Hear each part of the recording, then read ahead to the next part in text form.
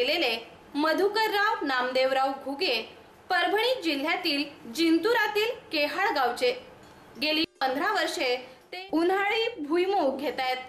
भुईमूग उत्पादनातील प्रयोगशीलता आणि कामातील समरसता यातून त्यांनी भुईमूग उत्पादनाचे नवीन तंत्रज्ञान विकसित केले आहे।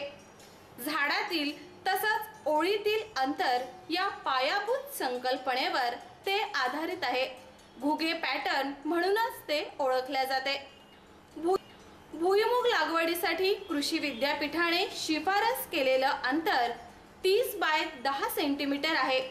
तथापि प्रयोगशील घुगे बंधूंनी भुईमुगाच्या वाणाप्रमाणे त्यात बदल करून आपल्या शिवारी 26 by 8 centimetre, 22.5 by 8 centimetre, 20 by 9 centimetre, 20 by 8 centimetre अशी प्रात्यक्षिक प्लॉट घेतली।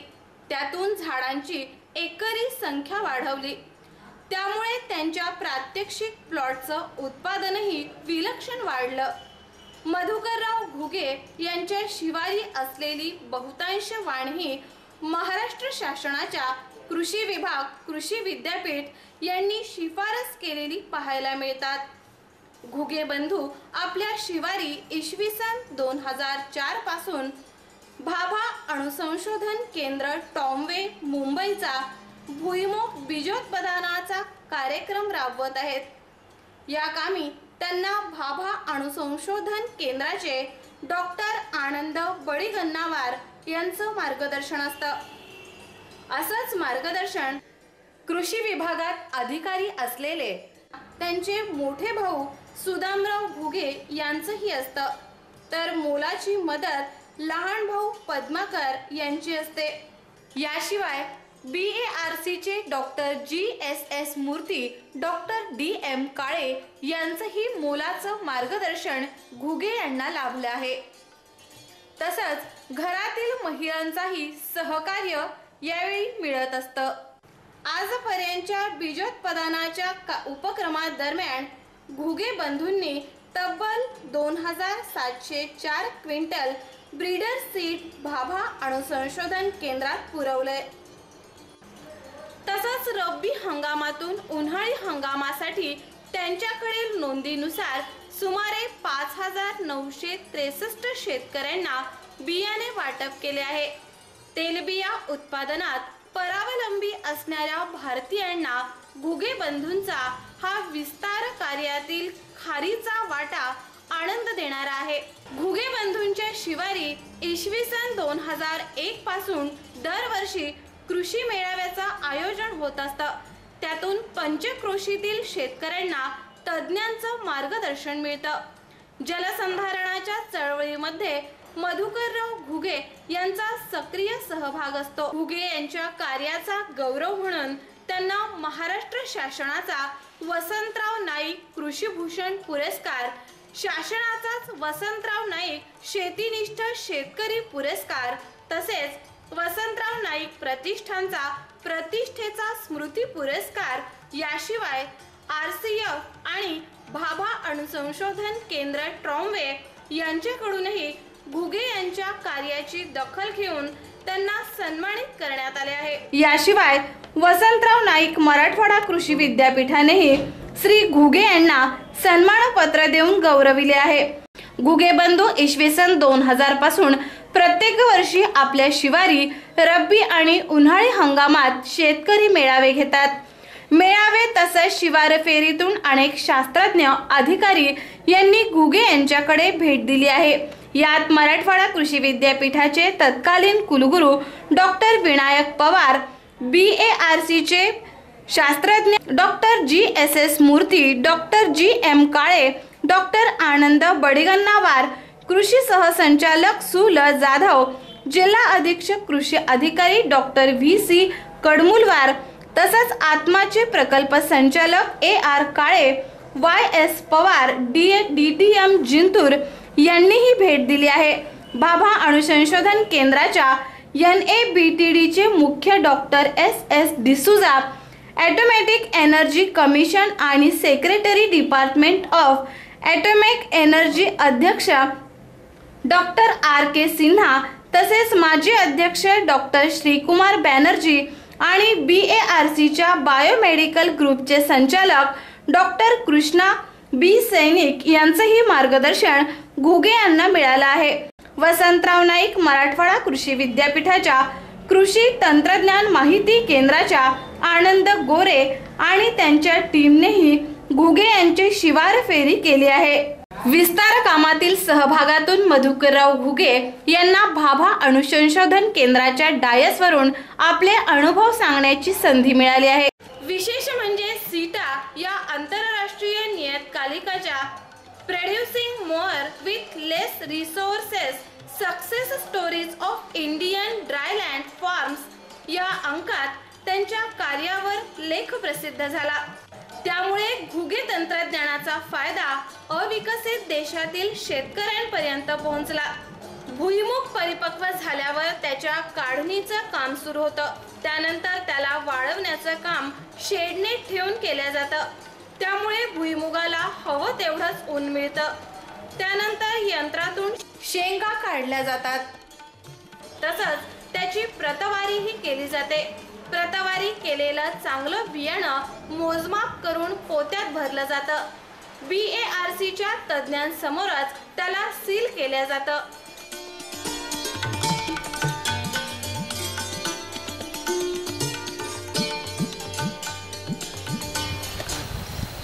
मी मागील 77-78 पासून भुईमुगाचं पीक घेतो आणि तेव्हापासून उन्हाळी भुईमुगाचं पीक हे मी माझ्या शेतावर घेतो।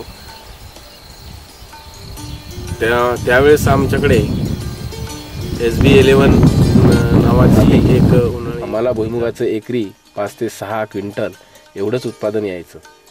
खरं तर त्यावेळी पेरणी पद्धतीमुळे आमचं 2 ओळीतील अंतर 30 सेंटीमीटर पडायचं, तसंच एकरी 40 किलो बियाणं लागत असेल। एकंदरीत आम्हाला झाडाची संख्या योग्य ठेवता येत नव्हती। तसंच आम्ही सूक्ष्म अन्नद्रव्याचाही वापर करत नव्हतो। मुख्य म्हणजे त्यावेळी आम्ही सूक्ष्म सिंचनाचा वापरही करत नव्हतो। त्यावेळी आम्ही भुईमुग या पिकाला दांडानेच पाणी देत असू। मात्र इसवी 2000 मध्ये आमच्या पीक पद्धतीत आमूलाग्र बदल झाला, कारण आमच्या जिमतीला भाभा अणुसंशोधन केंद्र मुंबई तसंच पंजाबराव देशमुख कृषी विद्यापीठाने विकसित केलेली भुईमुगाची वानं आली। त्यांच्या TAG-24 वाणाने आमच्या भुईमुग शेतीत खऱ्या अर्थाने क्रांतीच केली। मी भुईमुग पेरणीकडून लागवडीकडे वळलो। त्याचा मुख्य फायदा एकरी झाडाची संख्या वाढण्यास झाला। TAG-24 वाणाची गुणवैशिष्ट्य कालओघात माझ्या लक्षात आली। त्यानुरूप मी खताचं व्यवस्थापन, सूक्ष्म अन्नद्रव्याचा अवलंब करू लागलो।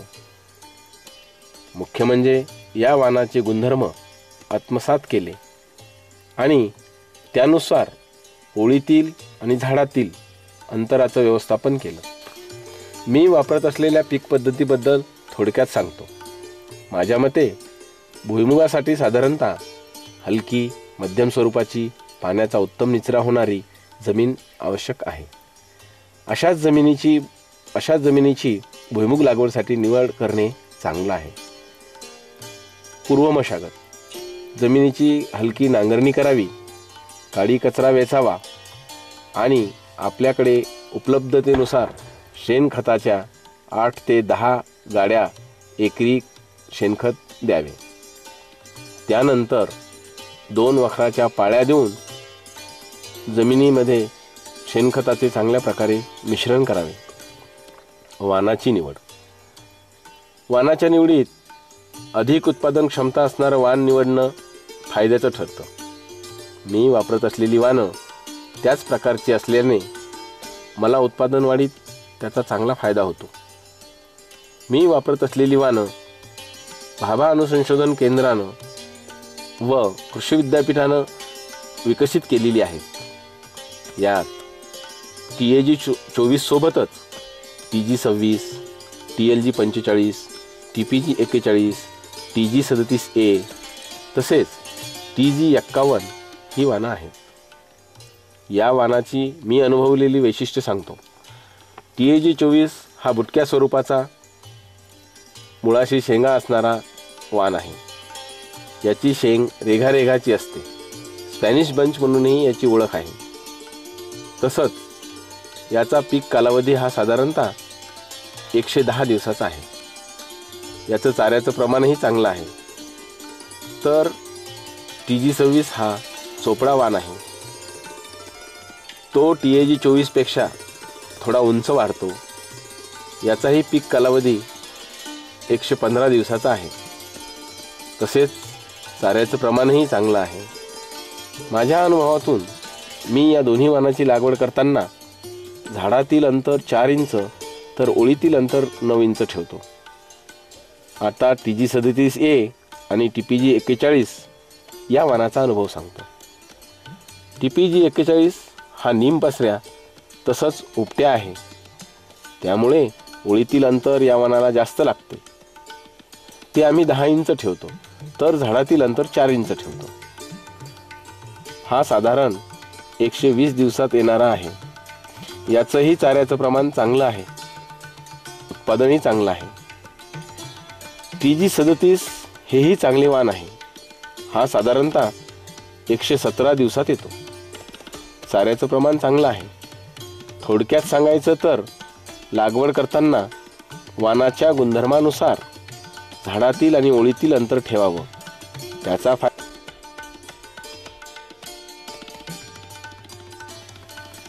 लागवडीसाठीचं बियाणं हे 90 ते 95% उगवणशक्तीचं असणं आवश्यक आहे। त्यासाठी 100 दाण्याचं वजन घेऊन एकरी बियाणं किती लागेल हे ठरवता येतं। बीज प्रक्रिया भुईमुगाच्या 1 किलो बियाणासाठी 4 ते 5 ग्रॅम 22 घ्यावं। तसेच 3 ग्रॅम कॅप्टन बुरशीनाशक वापरावं। याची सरमिसळ गुळाच्या पाण्यात करावी।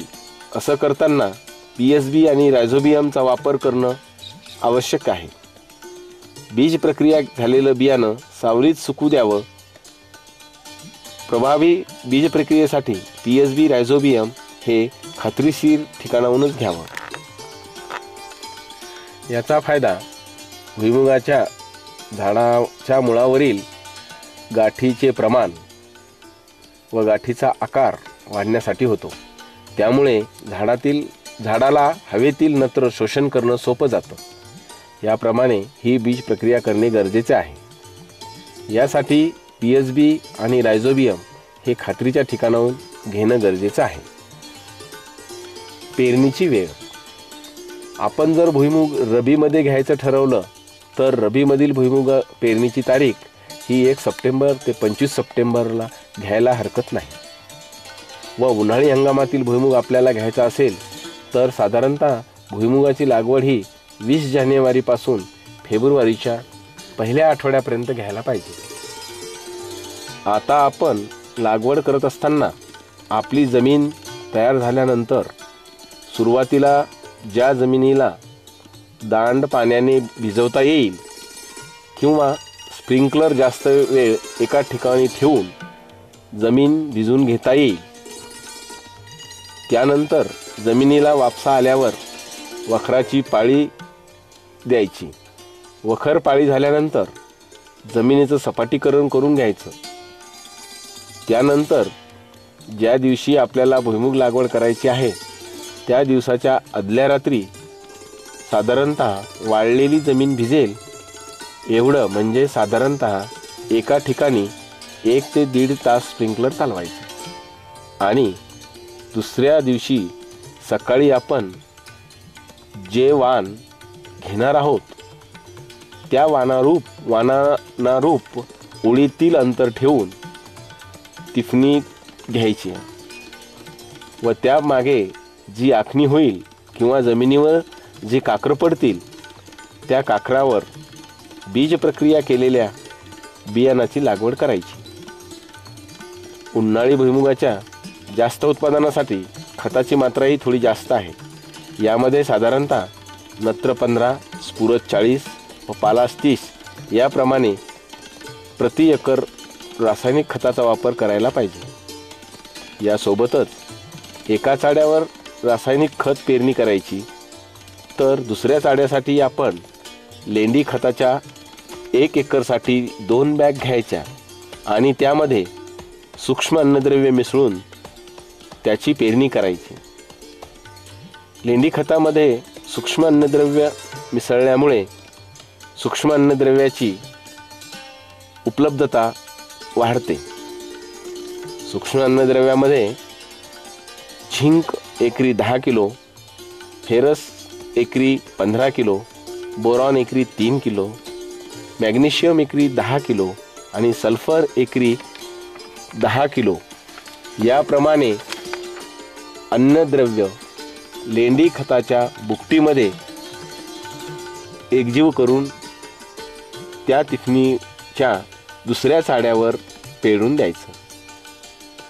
पेरणी झाल्यावर एका मजुराला लागवडीसाठी 2 ओळी द्यायच्या आणि योग्य अंतरावर म्हणजेच 3 ते 4 बोटाच्या अंतरावर एका ठिकाणी एक बियाणाची लागवड करून बियाणं मातीनं योग्य झाकून घ्यायचं, किंवा मजूर सराईत नसेल तर त्याला तेवढ्या साईजची लांबीची काडी देऊन त्याचा वापर लागवडीसाठी करायला घ्यायचा।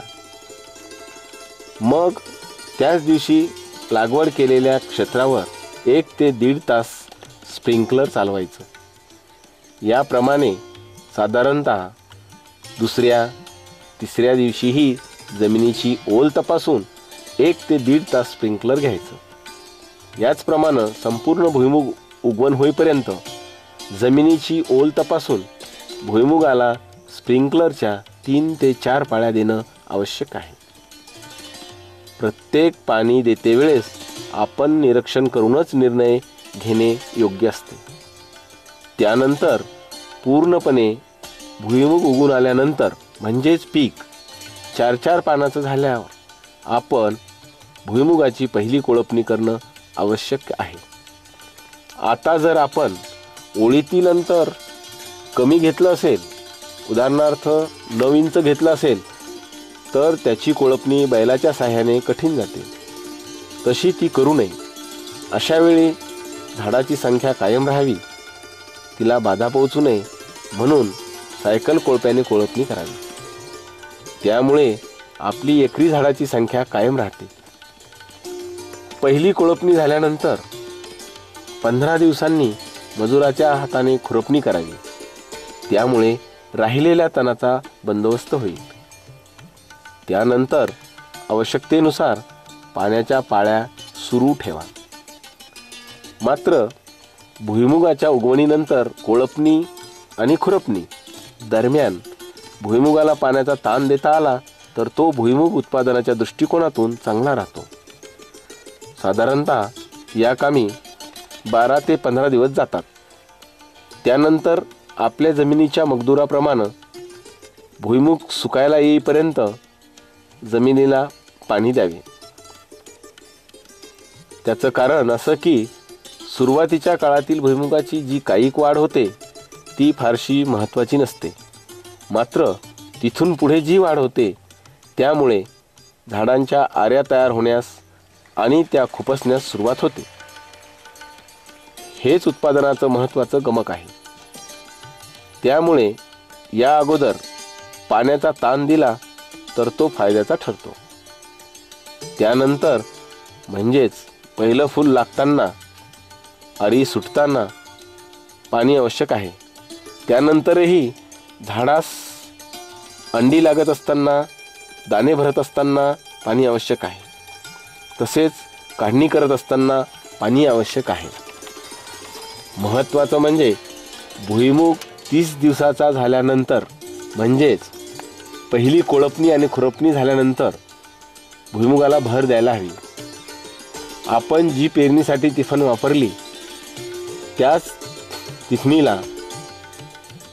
तिफणीच्या फणाला एक छोटंसं बोंद्र गुंडाळायचं आणि ते तासातून फिरवलं तर चांगली भर बसते। मात्र त्या अगोदर साधारणतः एकरी 4 ते 5 बॅग